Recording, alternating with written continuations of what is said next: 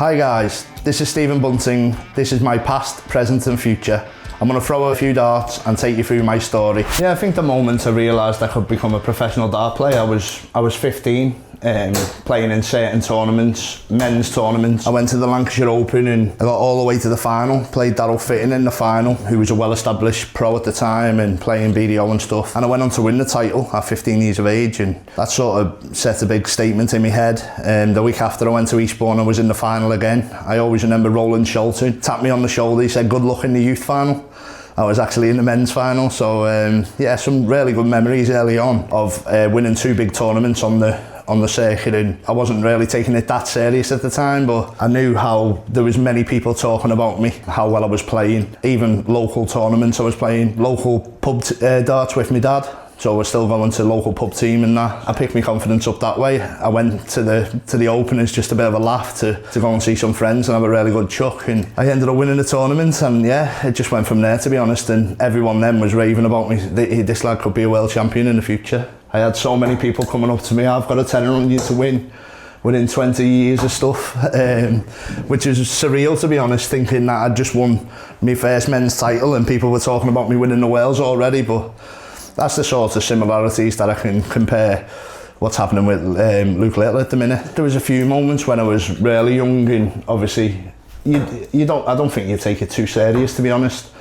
But when you're losing that youth, and I remember the first time I went, when my dad took me, and I was obviously playing just pub league, and my dad took me to the youth and he said, "Oh, you're playing," and I heard Merseyside Youth County Darts team, and I was petrified. I actually turned up. I think I had a 16 or 17 average, and I got man of the match, well, boy of the match, and yeah, that really changed my mindset then. But hearing county and youth darts and stuff like that when I was growing up really scared me. There was no academies like what there are now, which would have been fantastic for me when I was a kid. I've been to a few of the academies, and the kids are really well looked after. They get well drilled, well trained, training on the doubles and the counting, whereas we had none of that. My dad taught me all the counting he could teach me, so I was ahead of the game because my dad was a really good counter, and that really helped, to be honest. That really helped my game, give me more shots than the other kids, because they were struggling to break down the 501, whereas I was clued up, so that gave me a slight advantage. So yeah, I'd say counting really helped, but the biggest thing for me was just winning that Lancashire Open and stuff when I was a kid. That set me up for the rest of my career then. There's been a lot of ups and downs along the way. Obviously it's been well documented. I've seen sports psychologists and hypnotherapists. I still see a hypnotherapist now, just for my sleep, for really helping with thinking positive all the time, which is something I've never done, especially when I was younger. You used to always take a defeat really bad. I'd lock myself away, I'd not speak to me mates. I was awful, to be honest, horrible to be around, but when you win, you're a totally different person. Bubbly, always last one to leave the group of people I was with, and always having a laugh, cracking the jokes. And I think that was the biggest thing as well, moving from the BDO to the PDC, was the joke side of stuff. We used to be really jokey and more family, whereas now we're playing for that much money. It's a lot more serious. I like to keep on top of the hypnotherapy, to be honest, once a week, just to sleep more than anything, because obviously the talk can be very tiring. So if I can keep on top of my sleep, wake up, feel fresh, and feel ready to go, to be honest, in any situation. Even when I was under the weather at the Masters, I still felt really good and calm and collected. There was a few, obviously, county players who, when I was growing up, they used to always push me to the front of the queue. So, come on, you go and practice, and I'd get 5 throws more than the other people who were behind. And then the likes of Daryl Fitton, when I was on the tour, always looked after me.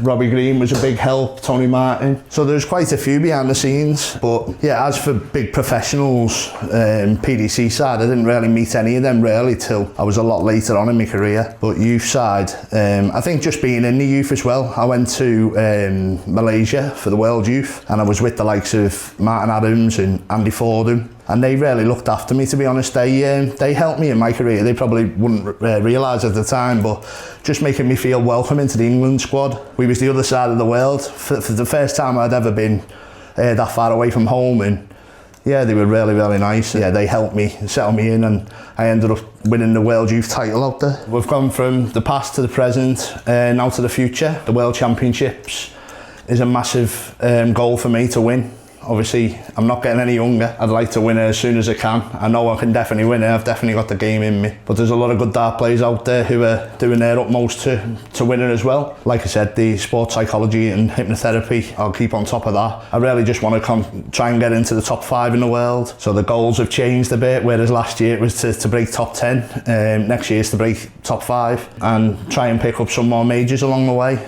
Consolidate me Pro Tour form, European form, and build the Bunting mental brand. Obviously the YouTube channel's a massive help with that, my social media, my TikTok, and trying to gain as many fans as I can away from the hockey as well as on the hockey and in the venues. So yeah, that's the big thing I think for this year and pushing into next year.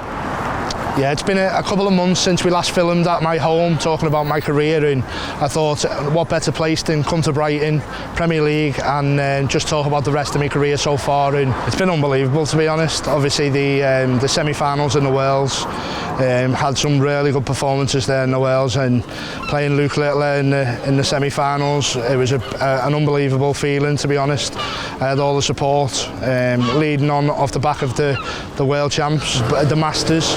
I had a good run to the quarter-finals again, played well, but it was always going to be difficult to try and defend my title.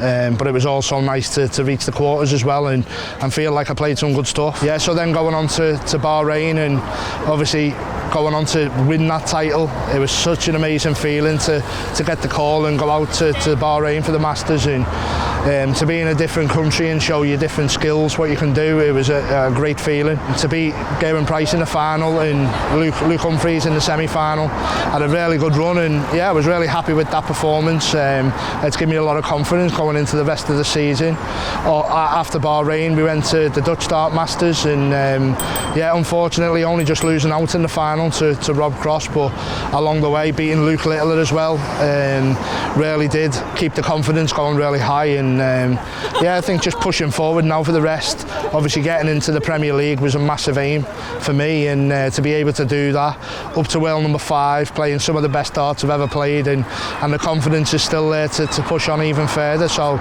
yeah, no, I'd like to thank everyone who's helped along the journey. The fans have been a massive part of that, and like I said, it's always nice to be able to give something back to you guys, watching on the YouTube or on my socials, and in the arenas as well. And I can feel that support throughout the whole social network and in the venues. You've seen the Premier League walk-ons. I've been in tears on some of them, and the emotions run right through me. I'm a very emotional guy, but I'd just like to thank you all for all being a part of this journey, and the journey continues.